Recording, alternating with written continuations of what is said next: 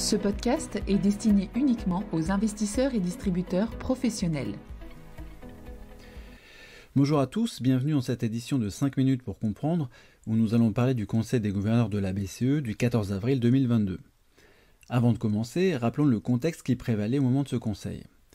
Dans le sillage de l'invasion de l'Ukraine par la Russie, le prix de l'énergie est resté très élevé en Europe, qu'il s'agisse des prix à la pompe, de ceux du gaz naturel ou encore de l'électricité, et l'inflation en zone euro a atteint en mars un nouveau plus haut depuis la création de la zone, à plus 7,5% en glissement annuel pour l'inflation totale et plus 3% pour l'inflation sous-jacente.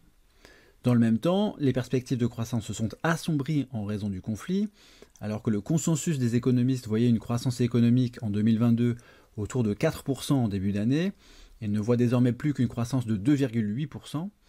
D'autres indicateurs se sont détériorés, on peut penser à l'indice de confiance des consommateurs de la Commission européenne, qui est retombé sur des niveaux que l'on n'avait pas vus depuis le début de la crise Covid. Voilà pour le contexte, plus d'inflation, mais moins de croissance. Alors cela n'a pas empêché la BCE de poursuivre dans son projet de normalisation de sa politique monétaire. On peut peut-être juste rappeler ici que lors du Conseil de mars, la BCE avait annoncé un net ralentissement des achats de titres au deuxième trimestre et un possible arrêt au troisième trimestre.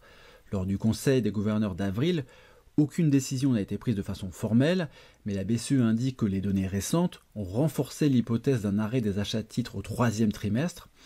Alors que les perspectives de croissance se sont assombries et que l'inflation a continué à surprendre à la hausse, et qu'un dilemme se pose donc, l'évocation d'une fin des achats de titres précisément en raison des données récentes révèle bien le recentrage des priorités pour la BCE.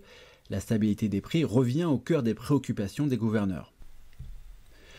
Alors, pourquoi ce choix ? La raison est simple, les gouverneurs sont désormais inquiets d'un éventuel désancrage des anticipations d'inflation.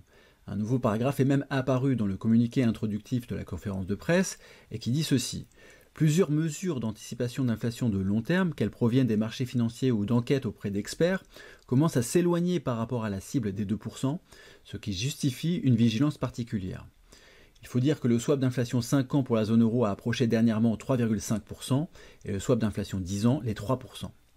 Sur le sujet, Christine Lagarde est claire, la dernière chose que nous voulons voir est un risque de désancrage des anticipations d'inflation.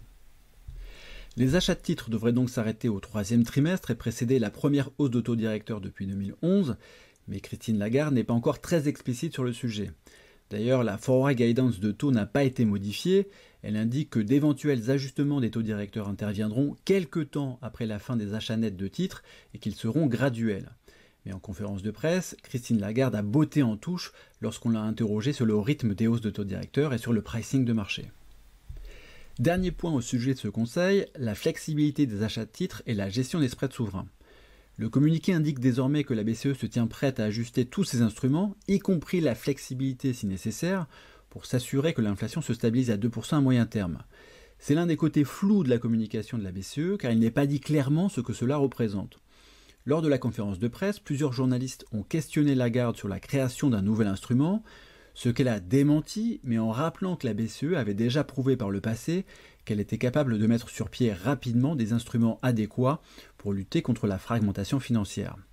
C'est donc particulièrement pas clair, mais l'idée à retenir est que toute fragmentation indésirable doit être évitée et que la BCE interviendrait si l'arrêt des achats de titres et si les hausses de taux directeurs causaient un élargissement des spreads souverains.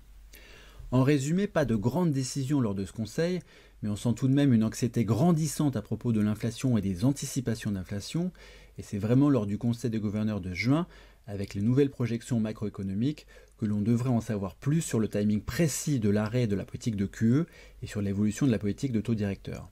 Merci de votre écoute et à bientôt. Communication promotionnelle non contractuelle. Les commentaires et analyses reflètent l'opinion de CPRAM sur les marchés et leur évolution en fonction des informations connues à ce jour. Du fait de leur simplification, les informations données dans ce podcast sont inévitablement partielles ou incomplètes.